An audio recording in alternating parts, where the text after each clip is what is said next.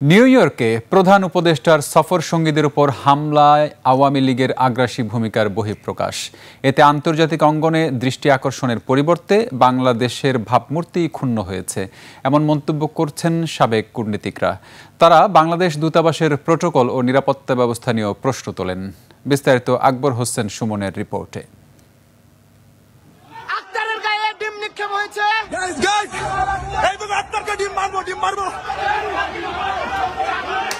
যুক্তরাষ্ট্রের নিউ ইয়র্কে John F Kennedy আন্তর্জাতিক বিমানবন্দরে প্রধান উপদেষ্টার সফর সঙ্গীদের উপর এই ন্যাক্কারজনক হেনস্থার ঘটনা আবারও পতিত সরকারের লোকজনের আগ্রাসী চরিত্রের প্রকাশ। বিএনপি মহাসচিব এবং এনসিপি নেতাদের উপর চড়াও হওয়া আওয়ামী লীগ সমর্থকদের একজনকে গ্রেফতারও করেছে নিউ ইয়র্ক পুলিশ।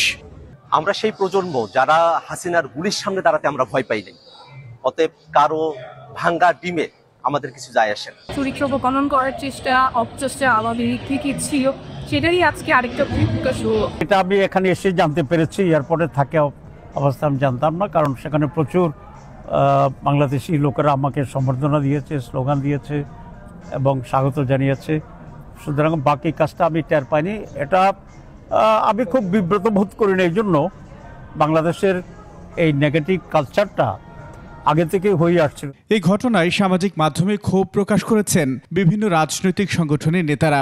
তাৎক্ষণিক প্রতিক্রিয়ায় তারা এটাকে দূতাবাসের অব্যবস্থাপনা ও আওয়ামী সন্ত্রাসী হামলা বলে উল্লেখ করেছেন।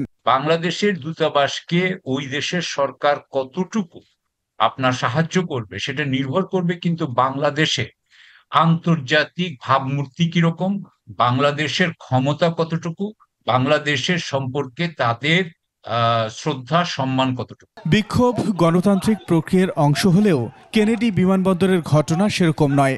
আন্তর্জাতিক অঙ্গনে দৃষ্টি আকর্ষণ করতে তারা হেনস্থার পথ বেছে নিয়েছে বলে মনে করেন সাবেক এই কূটনীতিক। এই যে আওয়ামী লীগ আজকে যা করছে সেটা কেন করছে? কারণ হচ্ছে যে যাতে আন্তর্জাতিক শক্তিগুলোর চোখে পড়ে, যাতে বোঝানো যায় যে আওয়ামী লীগের পক্ষে অনেক মানুষ আছে, এবং যাতে এইটা করে আন্তর্জাতিক শক্তিগুলো যাতে বাংলাদেশের বর্তমান সরকারকে চাপ দেয়।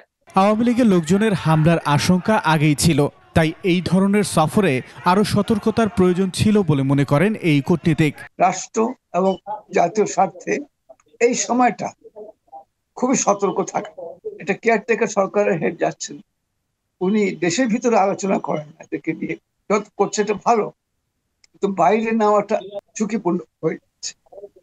বাইরে আমরা অত কন্ট্রোল রাখতে পারি না। এটা দেশের ভিতরে যে অবস্থা, ওটারই একটা রিফ্লেকশন বাইরে হয়েছে।